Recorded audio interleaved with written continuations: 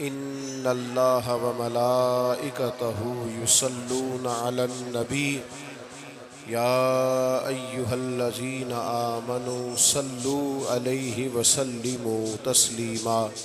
अस्सलातु वस्सलामु अलैका या सय्यदी या रसूलल्लाह व अला आलिका व अस्हाबिका या हबीबल्लाह।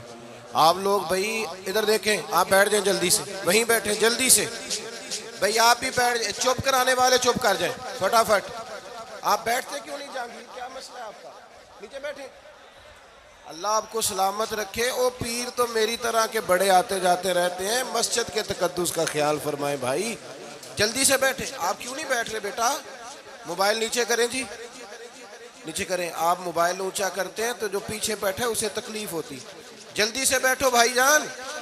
ओ प्यारे भाई, आप भी बैठ जाएं जी। ओ बेटा, ओ मेरी भी मनन गे, मेरे नाल बड़े अच्छे तल्लुकात ने उड़ा दे। अल्लाह आपको सलामत रखे। बस ये बिठाने वाले भी बैठ जाएं जी। बस आप जल्दी बैठे जी, आप फैसला करने में देर कर रहे हैं। 2-4 लोग हैं सिर्फ आप। अल्लाह आपको सलामत रखे। नहीं नहीं, आप बैठ जाएं, जमीन पे बैठे, जमीन पे जल्दी से। आप सब लोग मेरी तरफ देखें जी। जो तो मोबाइल चलाने आया है वो मोबाइल की तरफ देखे, जो बयान सुनने आया है वो मेरी तरफ देखे। इसको बंद करो बेटा, इसकी लाइट आंख। आप इधर मुतवज्जे हो, आप जमीन पे बैठे। शाबाश शाबाश, ठीक हो गया जी। और बेटा बैठ भी जाओ ना, आपने तो सारा 2-4 लोग होते हैं हर जगह जो आगे खड़े हो जाते हैं और सबको परेशान करें। अब आप लोग मेरी तरफ देखेंगे और दुरूद शरीफ पढ़ेंगे बुलंद आवाज से। अस्सलातु वस्सलामु अलैका या रसूल अल्लाह व अला आलिका व अस्हाबिका या हबीब अल्लाह। अस्सलातु वस्सलामु अलैका या नबी अल्लाह व अला आलिका व अस्हाबिका या सय्यदी या रहमतल लिल आलमीन। तमाम तारीफ़ें, हम्द और सना अल्लाह ताला जल्ल मजदुहुल करीम के लिए और दुरूद व सलाम नबी अकरम सैयद आलम सल्लल्लाहु ताला अलैहि वसल्लम की बारगाह आली मर्तबत के लिए हम्द व सलात के बाद इंतहाई इज़्ज़त व तकरीम के लायक हज़रात, उलमाए किराम, मशाइख और सादात, इंतहाई काबिल सद एहतराम बुज़ुर्गों, दोस्तों और भाइयों, महफ़िल मिलाद मुस्तफ़ा सल्लल्लाहु ताला अलैहि वसल्लम के ख़ूबसूरत उन्वान ने आज हम सब को यहाँ जमा किया है। अल्लाह हमारी हाज़री को कबूलियत का दर्जा अता फ़रमाए और मालिक करीम दीन के हर काम में हमें इखलास की तौफ़ीक़ अता फ़रमाए। अल्लाह आपको सलामत रखे। मेरी तरफ देखो बेटा, आप मोबाइल चलाने आए हैं सिर्फ, ये कोई सियासी जलसा तो नहीं है ना कि आप, ये तो बड़े एहतराम की ज़रूरत है प्यारे भाई। अल्लाह आपको बरकत दे।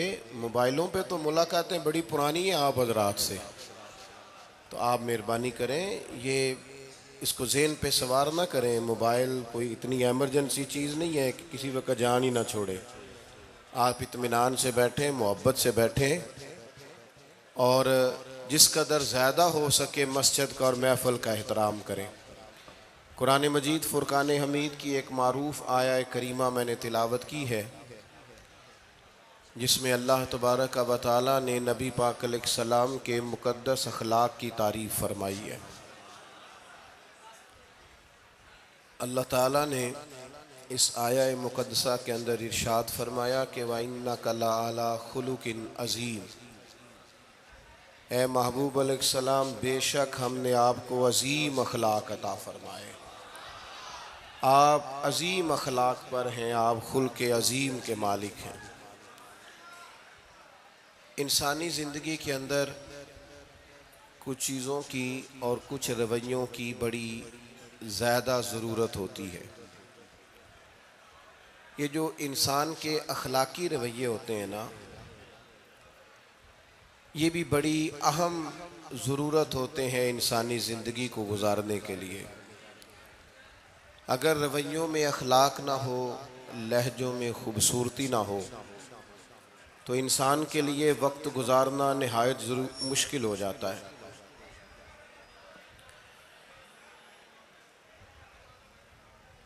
अल्लाह ताला आपको जज़ाए खैर दे। मैं ना दोस्तों से कहता रहता हूँ कि किसी खुली जगह पे अहबाब के लिए बंदोबस्त किया जाए ताकि लोग तकलीफ़ का शिकार ना हों। प्यार से आ जाते हैं कई सारी जगहों पे, बल्कि शायद सारी जगहों पे अब यही मसला बनता है जगह का, लेकिन उस वक़्त अहबाब बाज़ों का तवज्जो नहीं करते, फिर मुश्किल बढ़ जाती है। अब तो जैसे है वैसे ही रहेगा।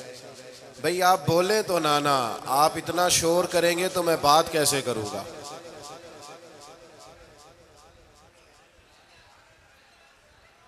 अल्लाह आपको सलामत रखे। दुआए खैर कर दें जी, दुआ कर दें। आप चुप नहीं कर रहे तो मेरा ख्याल है यहीं ख़त्म कर दें इज्तिमा को, चूँकि मैं तो आप सब से गुनाहगार हूँ जितने आप बैठे हैं, पर मस्जिद का अदब बहुत ज़्यादा है। ये अल्लाह का घर है। बेटा आप बैठ सकते हैं, वैसे मुश्किल नहीं कोई भी, लेकिन अल्लाह जाने आप क्यों नहीं बात समझने को तैयार हो रहे कि आपके जो पीछे लोग हैं वो तकलीफ़ में। और ये तकरीर बड़ी मुख्तसर सी होनी है, आपको ज़्यादा थकना नहीं पड़ेगा इंशाअल्लाह। चंद एक बातें हैं। मुझे तो बुज़ुर्ग बिठा रहे थे, लेकिन मेरा इसरार ये होता है कि एक बंदा भी हमारा इंतज़ार ना करे, जो आए हैं वो बात सुने जल्दी से, और लोग अपने अपने मामलात में बाद में मसरूफ़ हो जाएं। चलें जी, माशाअल्लाह अल्लाह ताला ने खैर किया है, कुछ बेहतरी। अब एक दफ़ा बुलंद आवाज़ से दुरूद शरीफ पढ़े। सलातु वस्सलामु अलैका या रसूल अल्लाह व अला आलिका व अस्हाबिका या हबीब अल्लाह। सलातु वस्सलामु अलैका या नबी अल्लाह व अला आलिका व अस्हाबिका या नूर अल्लाह। अज़ीज़ दोस्तों, मैं ये अर्ज़ कर रहा था कि अल्लाह ताला ने नबी पाक अलैहिस्सलाम के अखलाक की तारीफ़ की है। हमारे ज़माने में ये रवैया हो गया है कि अगर इखलाक की, किरदार की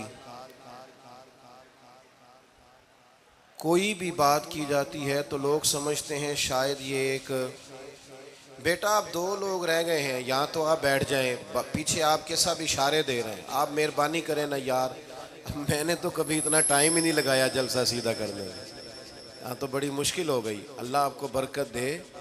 आप तो बड़े ही प्यारे लोग हैं, आए सारे प्यार से, पर वो प्यार में जीतना चाह रहे हैं एक दूसरे से। हालांकि प्यार में जो मज़ा हारने का है ना,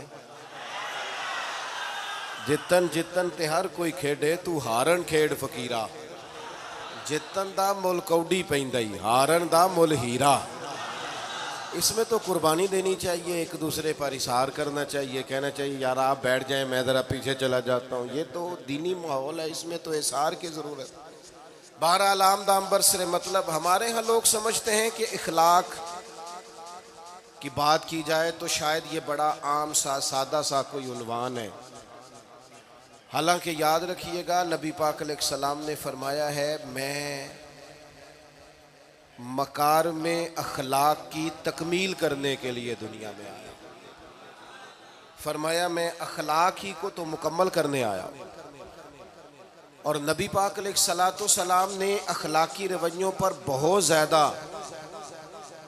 जोर दिया है। हुजूर अलैहिस्सलाम फरमाते हैं कि क़यामत के दिन मेरे सबसे ज़्यादा करीब वो शख्स होगा जिसका अखलाक ज़्यादा अच्छा होगा। हमारे यहाँ लोगों ने अखलाक का माना भी अपनी मर्ज़ी का किया हुआ है। बाज़ लोगों का ख्याल है कि सिर्फ मीठा बोलना ही अखलाक है। हालांकि मीठा बोलना भी अखलाक है, लेकिन सिर्फ मीठा ही बोलना अखलाक नहीं। मीठा तो लोग अपने मतलब के लिए भी बोलते हैं। मीठा तो इसलिए भी बोलते हैं कि मुझे अब काम पड़ गया, और बाज़ लोगों की ट्रेनिंग होती है इसलिए वो मीठा बोलते हैं। आप किसी बहुत बड़े शॉपिंग मॉल पे चले जाएं तो वहाँ जो सेल्समैन होते हैं उनकी ट्रेनिंग होती है कि उन्होंने बोलना ही मीठा है। ग्राहक जितनी मर्जी तलखी करे वो तलख नहीं होते, मीठा बोलते हैं। बाज़ लोगों की ट्रेनिंग होती है अमीर से मीठा बोलते हैं, गरीब से मीठा। तो ये अखलाक नहीं, ये तो उन्होंने कुछ देर के अपने आप को समझाया है, कायल किया।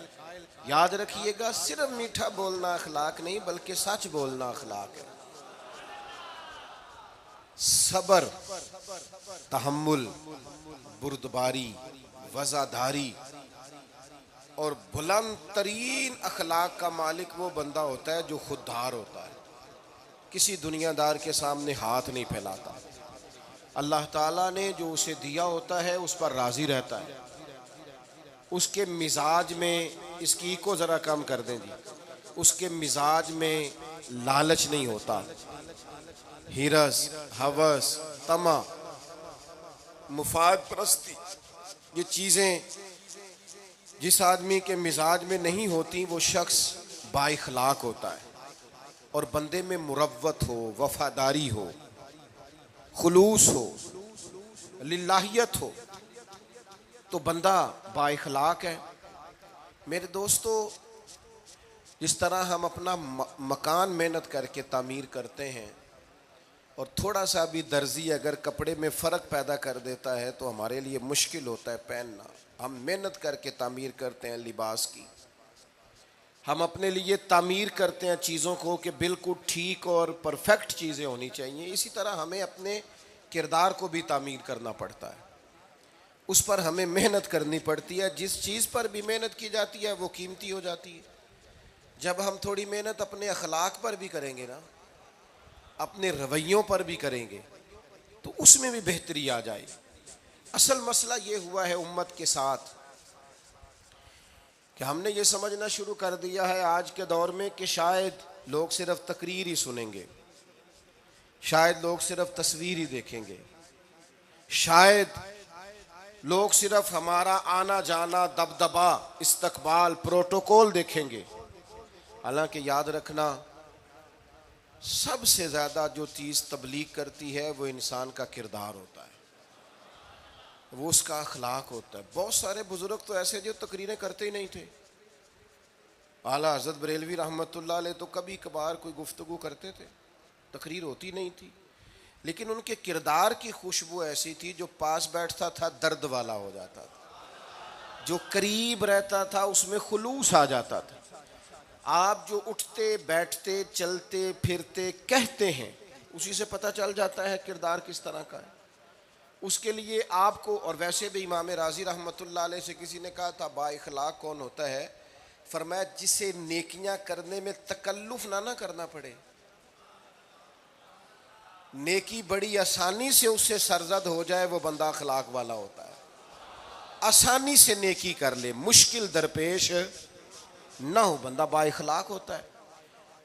जब जब हमारा इखलाक और किरदार और लबो लहजा और उठना बैठना, आप बड़ी तारीफ़ें करें घर जाके कि मेरे उस्ताद बड़े काबिल हैं, आप कहें मैं बहुत आलीशान पीर साहब का मुरीद हूँ, क्या बात, लेकिन खुदा न करे बीवी को गाली दें तो वो उसी वक़्त कह देगी ये सिखाया तुझे तेरे पीर साहब ने, ये उस्ताद साहब से सबक पढ़ के आया, ये इस तंजीम का आदमी है। तो वो कभी कबूल नहीं करेगी आपके उस्ताद को, आपके पीर साहब को, आपकी तंजीम को, कहेगी पता है मुझे किस पानी में, ये सिखाते हैं तुम्हें।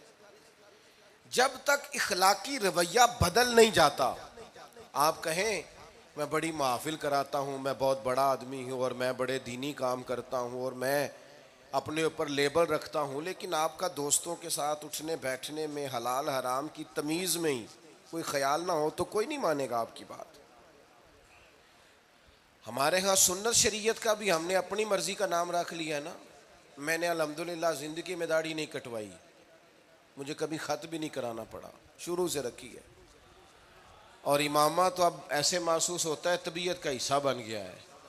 ये अजीम सुन्नतें हैं रसूल पाक की। मेरी तरह के ऐसे लोग भी पहन ले जो बिल्कुल खूबसूरत नहीं होते तो दाढ़ी पगड़ी से वो भी कभी कभी अच्छे लगने लग जाते हैं, लेकिन सिर्फ दाढ़ी और पगड़ी हुजूर की सुन्नत नहीं।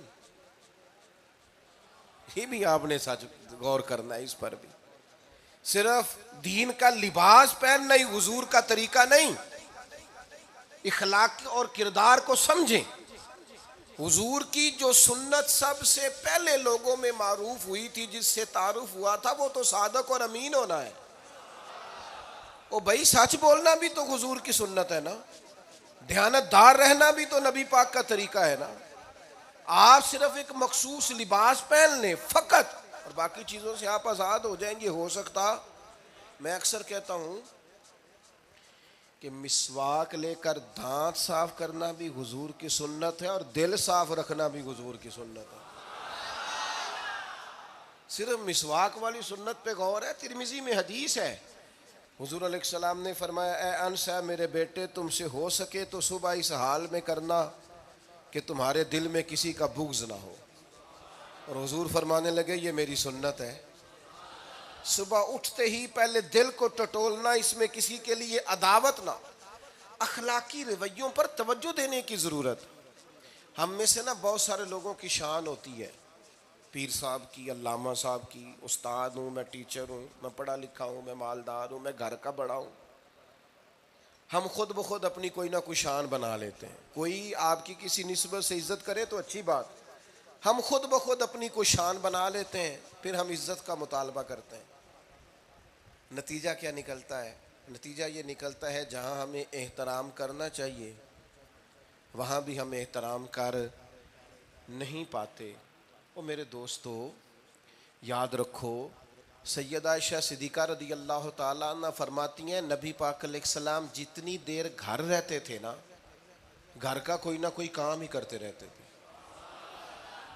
कोई हरज वाली बात है अगर आप हर मतलब घर में जाके बैठ के इतना लंबा सफ़र तय करके आए, लेकिन अंदर जाके बैठते ही कहा पानी का गिलास लाओ। भैया आप भी तो ले सकते हैं, कोई हरज वाली बात है? ये बातें करने कराने की है कि खुद से काम कर लेना सुन्नत है? आपने 2 मिनट लगाए हैं और आपने किसी पर रोब डाल के आप फारिग हो गए। अखलाकी रवैयों में सबसे ज्यादा जरूरी तो दूसरे का एहसास करना होता है। इखलाकी रवैयों में सबसे ज्यादा हाजत तो दूसरे की तकलीफ और शिद्दत का एहसास करने की होती। मेरे अरसा फरमाया करते थे, 10 मिनट क्यों इंतजार कराते हो लोगों को? तुमने मिंबर पे कहा था मैं 2:15 बजे जमात कराऊंगा, 2:16 कैसे हुए? तुम्हें इसका पास होना चाहिए था, तुम्हें ख्याल होना चाहिए था किसी शख्स को किसी वजह से कोई तकलीफ, कोई किसी अजियत का शिकार क्यों हो, कोई परेशान। मैं अब तो अल्हम्दुलिल्लाह आप इतनी बड़ी तादाद में आ गए कि जगह आपके लिए मुश्किल हो गई, वरना शुरू में जब मैं महफिल का टाइम देता था तो मैं वक्त पे चला जाता था। अगर किसी से कहा है ना कि 6 बजे आएंगे तो 6 बजे चले गए। वो कई वाली घर वाले पूछते सन, तुसी आ भी गए हो? तो मैं कहता सानू तुसी वेले हैं समझ लो। हमारा मिजाज नहीं है ना जी। बल्कि एक तकरीब में मुझे दावत दी गई तो उस पर लिखा था 6 बजे, तो मैं वहां पहुंचा तो मेज़बान भी नहीं आए थे। मुझे बताएं, शादी का कार्ड सारा खानदान बैठ के लिखता है ना। रवानगी बारात 1 बजे, 1 बजे जाती है बारात। मुश्तरका झूठ बोला सारे खानदान ने। ये रोने की बात है, हंसने की थोड़ी है। मुसलमान और झूठ बोले, मुश्तरका तौर पे कहा ये झूठ है। महफिल होगी बाद नमाज इशा, तो खत्म कब होगी ये भी तो बताएं। आपने कौम को तो एक शख्स का बताया था कि फलां साहब खिताब करेंगे, ये मकामी कौमी आलमी शोहरत याफ्ता, ये कहां से आ गए? क्यों तकलीफ दी गई? बल्कि हमने तो मनसूबाबंदी की है कि लोग हमारे जलसों में ना आए। सताए इतना है, एक जगह पे मैं हाजिर था तो 1:30 बजे मुझे माइक दे रहे थे। अब तो मैं जाता नहीं हूँ, रात को छोड़ दिया है। 1 बजे रात को माइक दे रहे हैं तो नकीब बेचारा रटी रटाई बात कर रहा है, कहता है बिला ताखीर। मैंने कहा अभी भी बिला ताखीर है, कर लो थोड़ी ताखीर। खुदा के बंदो ख़त्म करो, आधे घंटे में मसले की समझ आ जाती है। एक पैगाम दो, बात ख़त्म हो गई। इतना उलझाओ और इतना बात को खींचने का माना क्या?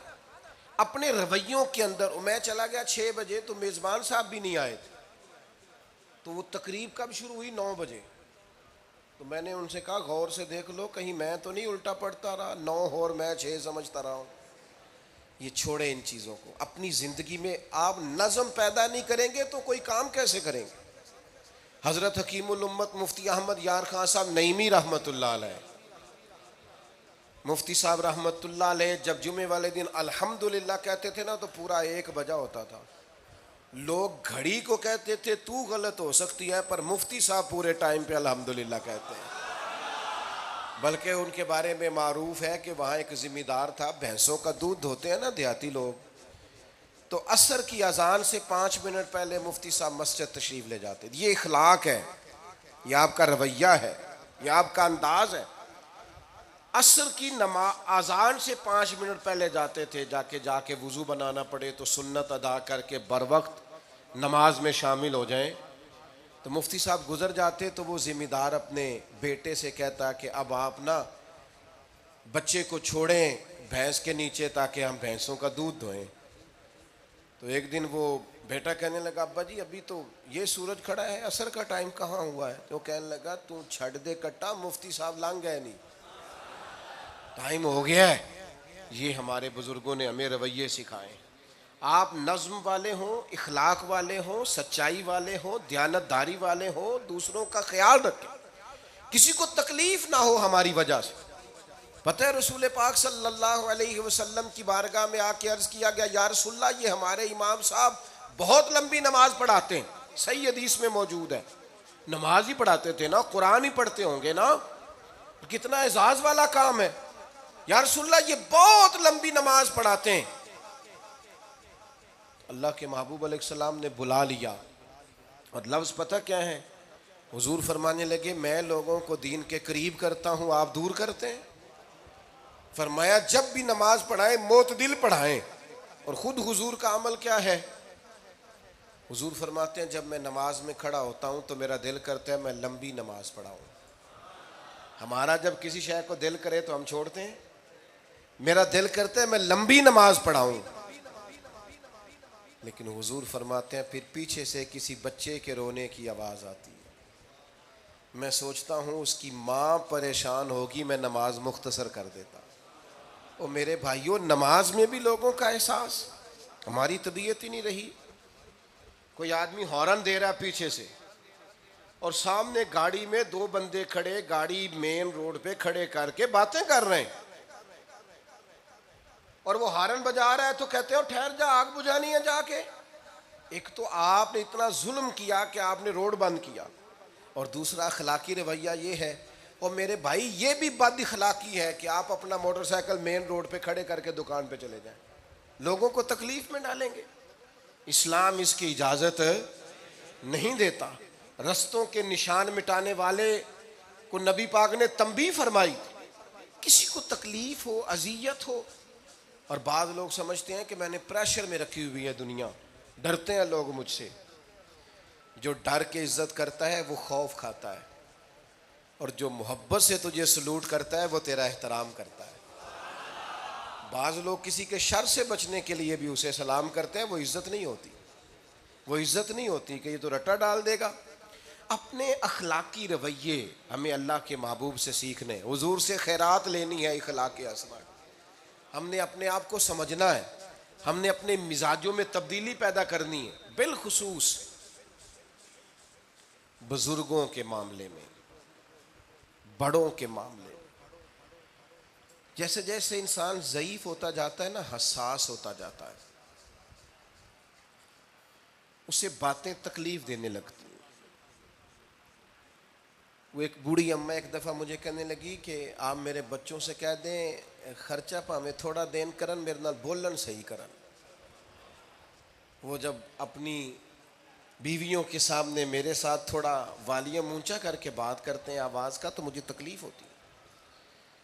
अपना रवैया, लहजा, उस पर गौर हो। जवानी में ही तो बर्दाश्त करना होता है। अपने मिजाज को कभी बिखरने और टूटने ना दें।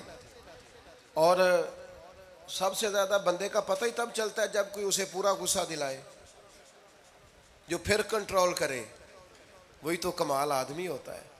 आके कहा गया था ना नबी पाक अलैहिस्सलाम को कि या रसूलल्लाह वो माज़अल्लाह इन लफ्ज़ों के साथ ताना और तशनी करते हैं, नकले कुफ्र कुफ्र ना बाशद। तो हुजूर फरमाने लगे वो पता नहीं किसकी बातें करते हैं, मुझे तो अल्लाह ने मोहम्मद बना के भेजा है। मैं तो मोहम्मद हूँ, और मोहम्मद होता ही वो है जिसकी तारीफ़ें हों। वो पता नहीं किसकी बातें कर रहे हैं, छोड़ो। वो पता नहीं उसकी बात कर रहे होंगे जिसका वो माज़अल्लाह नाम बिगाड़ते हैं। मेरे अजीज़, थोड़ा सा बर्दाश्त, और आप जुमलों से गौर करें, किसी के लहजे से गौर करें कि वो बंदा कहीं तकलीफ में तो नहीं, आजमाइश में तो नहीं। मैं पहले ही मुख्तसर तकरीर करना चाह रहा था, अब आप लोगों ने और मुख्तसर करा दिया मुझसे, तो मैं बस बात को समेटने लगा हूँ, आप गौर फरमाएंगे। एक दिन नबी पाक अलैहिस्सलाम ने सैयद आयशा सिद्दीक़ा रदी अल्लाह ताला अन्हा से फरमाया, हुजूर फरमाने लगे, आयशा जब आप मुझसे खुश होती हैं तब भी मुझे पता चल जाता है, और जब आपके दिल में कोई बात होती है तब भी पता चल जाता है। तो सैयदा पाक अर्ज़ करने लगी, हुजूर मुझे मेरी माँ रोए, मैं और आपसे नाराज़। तो करीम फरमाने लगे, बताऊं फिर? या रसूलल्लाह फरमाइए। हुजूर फरमाने लगे, आयशा आप कभी कभी कसम उठाती हैं? या रसूलल्लाह उठाती हूँ। फरमाया, जब आप खुश होती हैं तो कहती हैं मुझे रब्बे मोहम्मद की कसम, और जब दिल में कोई बात होती है फिर कहती हो जनाबे इब्राहीम खलील के रब की कसम। फिर हज़रत इब्राहीम की निस्बत से कसम उठाती हो तो जनाबे आयशा कहती हैं, हुजूर की बात सुन के जो मेरा हाल था मैं बता नहीं सकती। या रसूलल्लाह आप इतना ख्याल करते हैं? यहाँ तक ख्याल फरमाते हैं कोई क्या बोल रहा है? कहती है, मैंने फौरन अर्ज की कि या रसूल अल्लाह मुझे रब्बे मोहम्मद की कसम हो, मेरी जुबान से नाम ही जाता है, मेरे दिल में आप हर वक्त मौजूद रहते हैं। दिल में आप एहसास पैदा करेंगे, आप थोड़ा सा गौर करेंगे, आप किसी की तकलीफ के बारे में हसास होंगे। मेरे भाई पता क्या होता है, 2 मिनट का गुस्सा होता है हमारा, और कई दफ़ा उम्र भर का पछतावा छोड़ जाता है। हमें एहसास होता है हमसे गलती हो गई, हमें ख्याल होता है कि ये लफ्ज़ मुझे कहने नहीं चाहिए थे, पर हमसे सरजद हो जाते। मैं ज़ाती तौर पे आपसे एक बात अर्ज़ करूं, ये मैं अभी आया हूं ना तो दोस्त पकड़ते हैं, दौड़ते हैं। खैर अब फ़र्क भी है पकड़ने वाले में, पहले दुआ लेने वाले होते थे, अब सारे फ़ोटो लेने वाले होते हैं, ये भी मसला है। और बाज़ लोगों को फ़ोटो चाहिए होती है, बाकी जो होता है हो जाए, इससे गरज नहीं होती। मैंने बहुत सारी जगहों पे जाना छोड़ दिया है, उसकी वजह यह है कि मेरी वजह से लोगों को तकलीफ़ होती है। अब मैं यहाँ मौजूद हूँ, यहाँ से मुझे आगे बढ़ना है, अब जहाँ मुझे आगे जाना है वो मुझे इस बात की इजाज़त नहीं दे रही चीज़ जहाँ मुझे पहुँचना है कि मैं रुकूँ और एक एक आदमी से मिलूँ। जहाँ हमें कहीं और जाना होता है वो ये तो पूछते ही नहीं कि आप निकले हैं कि नहीं निकले, वो तो कहते हैं कितने पहुँचे हो। अब इतनी गुंजाइश नहीं होती, लोग आ रहे होते हैं। मैं दाता साहब रहमतुल्लाह ले चला गया हाज़िरी देने के लिए, इस कदर दौड़ धूप हुई, लोग इस तरह भागे, जाहिर है कुछ कुरान मजीद पढ़ रहे होंगे, कुछ इबादत कर रहे होंगे। कई दिनों तक मेरी तबीयत पे बोझ बना रहा कि तेरी वजह से लोगों को तकलीफ। बहुत सारी जगहों पे नहीं जाता, साइड पे हो जाता। क्यों? तकलीफ होती है, लोगों को परेशानी होती है। हमारा ये तो मिजाज है नहीं इल्ला माशाअल्लाह कि हम किसी मामले में हालात की नज़ाकत को भी समझेंगे, लेकिन वो चीज़ें बोझ बन जाती हैं बाज़ों का, और ये बोझ हमें लेना चाहिए। एक है कि हम लज्जत कशीद करें कि देखा लोग कैसे भाग रहे हैं, ओहो क्या बात, ये नफ्स के लिए तस्कीन है पर थोड़ी देर की।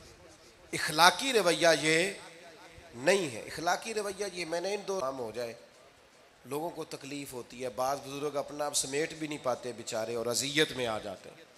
तो मेरे अजीज़ कुछ थोड़ा सा हमें इस बात का बड़े मजमू में आने जाने में भी ख्याल रखना चाहिए कि यार आप गुजर जाएं ज़रा प्यार से पहले, मैं हिम्मतवर रखता हूँ, मैं थोड़ी देर के बाद आ जाऊँ।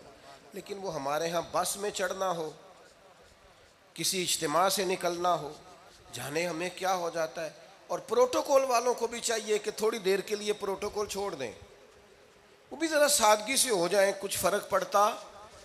जब तक हम ये एहसास पैदा नहीं करते हमारा इखलाक दुरुस्त हो सकता। अपने अंदर बिलखुसूस और थोड़ी देर का गुस्सा होगा आपका, पछतावा छोड़ जाएगा। उस गुस्से को छोड़ ही देना थोड़ी देर के लिए, 2 मिनट के लिए छोड़ दें। कोई सख्त बात ही करेगा ना, बर्दाश्त करें। हज़रत उमर बिन अब्दुल अजीज़ गुजर रहे थे, रात का वक़्त था, लकड़ी के जूते पहने हुए थे, खड़ाओं जिनको कहते हैं। एक बुजुर्ग फुटपाथ पे सोए हुए थे, जनाब उमर बिन अब्दुल अजीज़ का पैर आ गया, बाबा जी के पैर। क्या कहते हैं इस तरह का मामला हो तो लोग अंधे हो, यही कहते हैं ना, टक्कर हो जाए अचानक तो कहते हैं अंधे हो।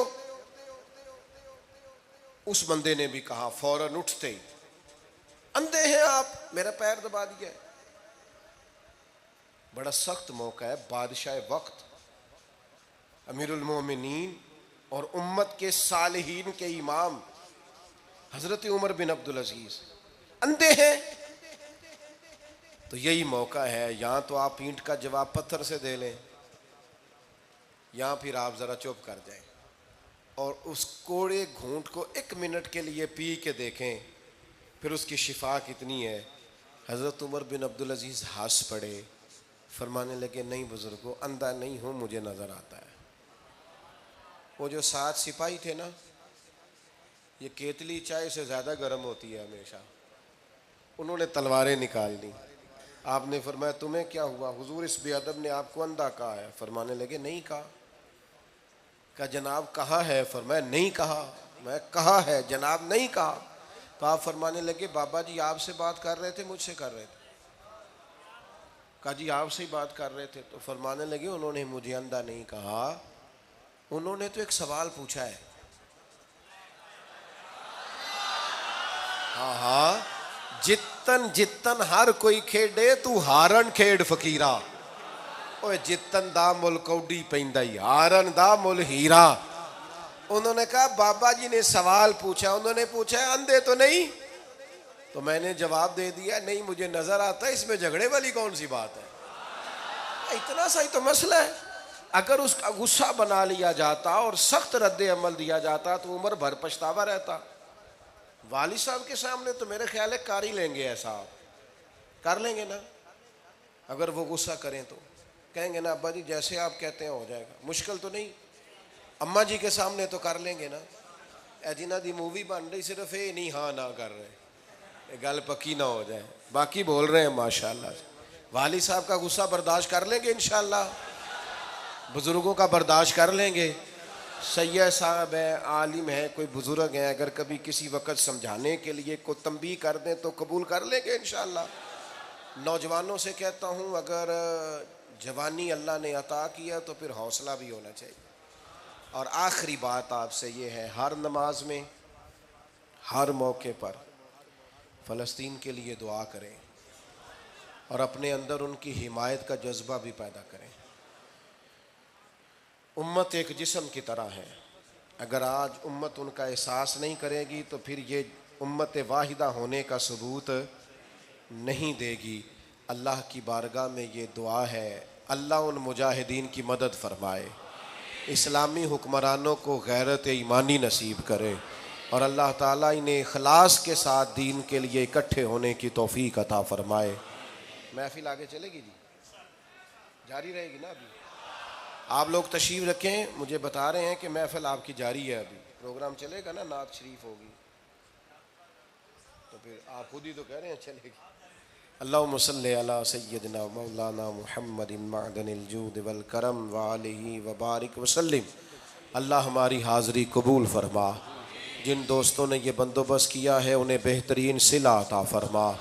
अल्लाह ताला उम्मत की खैर फरमा, पाकिस्तान पर फजल फरमा, अपनी रहमतों से हम सब को माला माल फरमा, बीमारों को शिफा अता फरमा, मकरूज़ों को कर्ज़ के बोझ से रिहाई नसीब फरमा, तंग दस्तों को वुस्अत अता फरमा। अल्लाह आलम इस्लाम के हक़ में रहमत वाले फ़ैसले फरमा, फ़लस्तीन के मजबूरों की मदद फरमा, सेहूनी ताकतों को नेस्तो नाबूद फरमा। अल्लाह ताला दुनिया हो या आखिरत हो हमारी पर्दा पोशी फरमा, हमारे हाल पे रहम फरमा, हमसे दरगुज़र फरमा, इल्म नाफ़े अमल साले की तौफ़ीक अता फरमा, सजदों का ज़ौक़ और इबादतों का शौक़ अता फरमा, तिलावतों की लज्जत अता फरमा, अपनी रहमत और अपना फ़ज़ल नसीब फरमा। रब्बिग़फ़िर वरहम व अंत खैरुर राहिमीन व सल्लल्लाहु तआला अला हबीबिही सय्यिदना व मौलाना मुहम्मद।